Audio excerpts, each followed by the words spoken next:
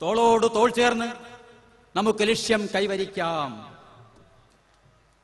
നയാ caravan, നയാ ഹിന്ദുസ്ഥാൻ. 8 സംസ്ഥാന അധ്യക്ഷന്മാർ ചേർന്നുള്ള ലയന പ്രഖ്യാപനം സമാപന സമ്മേളനത്തിലെ ഏറ്റവും ആവേശദായകമായ അനുഭവമായിരുന്നു. പോപ്പുലർ ഫ്രണ്ടിൽ നേരത്തെ അംഗസംഘടനകളായ കേരളത്തിലെ നാഷണൽ ഡെവലപ്മെന്റ് ഫ്രണ്ട്, തമിഴ്നാട്ടിലെ മനിതനീതി പാസറെ, കർണാടകയിലെ കർണാടക ഫോറം ഫോർ ഡിഗ്നിറ്റി എന്നിവയ്ക്ക് പുറമെ ആന്ധ്രാപ്രദേശിലെ അസോസിയേഷൻ ഫോർ സോഷ്യൽ ജസ്റ്റിസ്, ഗോവയിലെ സിറ്റിസൺ ഫോറം, രാജസ്ഥാനിലെ community social and educational society, പശ്ചിമ ബംഗാളിലെ നാഗരിക് അധികാർ സുരക്ഷാ സമിതി, മണിപ്പൂരിലെ ലിലോങ് സോഷ്യൽ ഫോറം എന്നീ സംഘടനകൾ കൂടി പോപ്പുലർ ഫ്രണ്ടിൽ ലയിച്ചതായി പ്രഖ്യാപിച്ചു.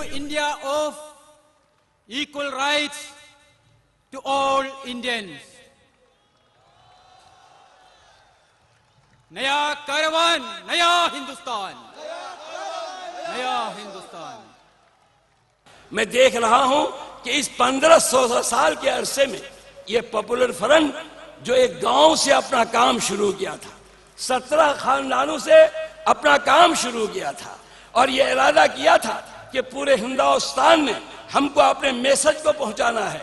17 खानदान को बिठाकर 17 नारियल जमा करके फंड का आगाज किया था.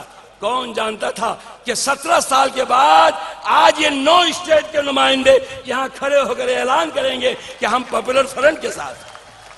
लिहाजा ये वक्त है कि आप और हम सब मिलकर मजीद दुआ करें कि अल्लाह ताला हमारे इस मेहनत को, मुसलमानों के सब्र को, हिंदुस्तान के मुस्तकबिल को खुशगवार बनाने के लिए बाबरी मस्जिद के मुकदमे में हमको कामयाबी अता फरमाए और इस मुल्क के अवाम को, ये अक्सरियत के साथियों को, हमारे बरादरान वतन को ये तौफीक अता फरमाए कि वो उस फैसले को सही अंदाज में लें और इस मुल्क में जो ये एक निज़ा हिंदू और मुसलमानों के बीच में पैदा हुआ है इसको खुश असलूबी के साथ अंजाम दें. हमें यकीन है कि जो हमारी शहादत है, जो जिस तरीके से मुकदमे में गवाहियाँ हुई हैं, इधर से भी गवाहियाँ हैं, हमारी तरफ से भी पेश हुई हैं, हमारी शहादत इतनी मजबूत है कि इंशाअल्लाह फैसला हमारे हक़ में होने की पूरी तवक्को है. This is our faith and this is also our expectation. നമുക്കറിയാം,